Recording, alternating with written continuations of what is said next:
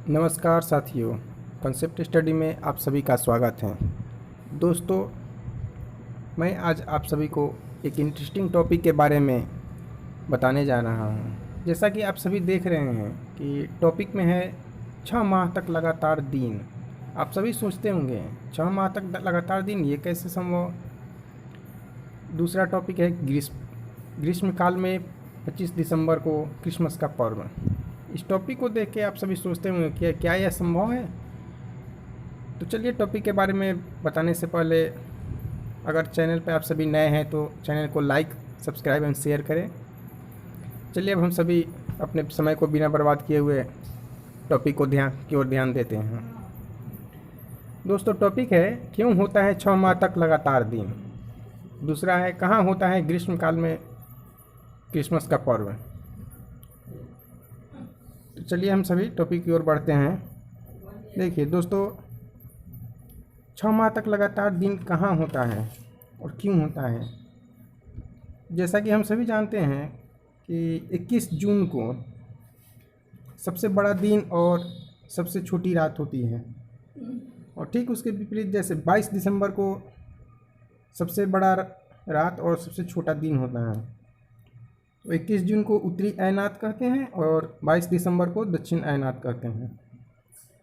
तो इसी को हम सभी आगे देखेंगे। दोस्तों, 21 जून को उत्तरी गोलार्ध सूर्य की तरफ झुका होता है। जिस झुकाव के कारण सूर्य की किरणें कर्क रेखा पर सीधी पड़ती हैं। इसके परिणाम स्वरूप यह होता है कि इन क्षेत्रों में ऊष्मा सबसे अधिक प्राप्त होती है और ध्रुव के पास वाले क्षेत्र में कम ऊष्मा प्राप्त होती है। वहाँ सूर्य की किरणें तिरछी पड़ती है। दोस्तों, जैसा हम सभी जानते हैं कि तिरछी किरण पड़ने पे सूर्य का हो या किसी भी चीज़ का प्रकाश जब तिरछा पड़ता है तो वो ज़्यादा दूर तक और ज़्यादा देर तक दिखता है। इस तिरछी किरणों के पड़ती हैं, उसी कारण उत्तरी ध्रुव जब सूर्य की तरफ झुकाव होता है, उस झुकाव के कारण उत्तरी ध्रुव की रेखा के बाद वाले भाग में 6 माह तक लगातार दिन रहता है, क्योंकि उत्तरी ध्रुव झुकाव लगभग 6 माह तक के समय पूरा होता है। इसी कारण यहाँ 6 माह तक लगातार दिन होता है। और उत्तरी गोलार्ध के बहुत बड़े भाग में सूर्य की किरणें प्राप्त होती हैं, इसलिए विषुववृत्त के उत्तरी ध्रुव में गर्मी का मौसम वहाँ होता है। हम सभी भी उत्तरी ध्रुव में पड़ते हैं और 21 जून को इन क्षेत्रों में सबसे लंबा दिन तथा सबसे छोटी रात होती है। पृथ्वी की इसी अवस्था को उत्तरी अयनात कहते हैं, जिसे हम सब ये भी जानते हैं कि हाँ 21 जून को सबसे बड़ा दिन होता है। तो वही ये हो गया। और दूसरे विपरीत स्थिति को हम देखेंगे 22 दिसंबर को, जहाँ 22 दिसंबर को दक्षिणी गोलार्ध सूर्य की ओर झुका होता है और ये मकर रेखा पर सूर्य की किरणें सीधे पड़ती है। इसी स्थिति में चूँकि सूर्य की किरणें मकर रेखा पर लंबवत पड़ती है, इसलिए दक्षिणी गोलार्ध के बहुत बड़े भाग में प्रकाश प्राप्त होता है। दक्षिणी गोलार्ध में लंबे दिन तथा छोटी रातों वाली ग्रीष्म ऋतु होती है। तो दोस्तों, जब उत्तरी गोलार्ध में सूर्य की किरणें पड़ती हैं वहाँ ग्रीष्म ऋतु होते हैं और दक्षिणी गोलार्ध में उस समय शीत ऋतु होते हैं। और जब दक्षिणी गोलार्ध पर सूर्य की किरणें पड़ती हैं तो दक्षिणी गोलार्ध में उस समय ग्रीष्म ऋतु होते हैं और उत्तरी गोलार्ध में उस समय शीत ऋतु होते हैं, अर्थात ठंडा का दिन होता है।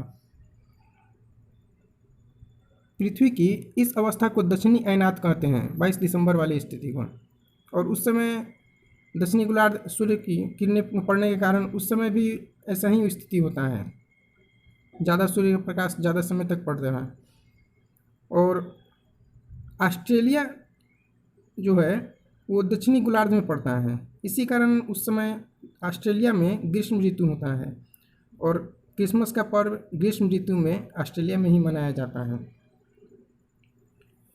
और आप लोगों को मैंने दोनों टॉपिक के बारे में बताया, और इसी से पैरेलल एक और टॉपिक है जो विषुव किसे कहते हैं। तो दोस्तों, 21 मार्च और 23 सितंबर को, जैसा कि हम सभी जानते हैं कि इस दिन और रात दोनों बराबर अवस्था में होते हैं।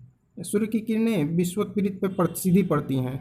इस अवस्था में कोई भी ध्रुव दोस्तों, ना ही उत्तरी गोलार्ध और ना ही दक्षिणी गोलार्ध, कोई भी किसी सूर्य की तरफ झुका हुआ नहीं होता है। इसीलिए पूरे पृथ्वी पर रात और दिन बराबर होते हैं और इस अवस्था को विषुव कहते हैं। तो हमने आप दोस्तों सभी को उत्तरी अयनात, दक्षिणी अयनात, विषुव तीनों चीज़ के बारे में बता दिया। दोस्तों इन सभी तमाम जानकारी के बाद आशा है कि आप सभी को मेरे द्वारा बताए गए सभी चीज़ समझ में आए होंगे। आगे आप लोग हमें दोस्तों चैनल पर नए हैं तो चैनल को लाइक, सब्सक्राइब एंड शेयर करते रहें ताकि हम भी मोटिवेट हों और आप लोगों के लिए नए नए वीडियो बनाएं। Thank you.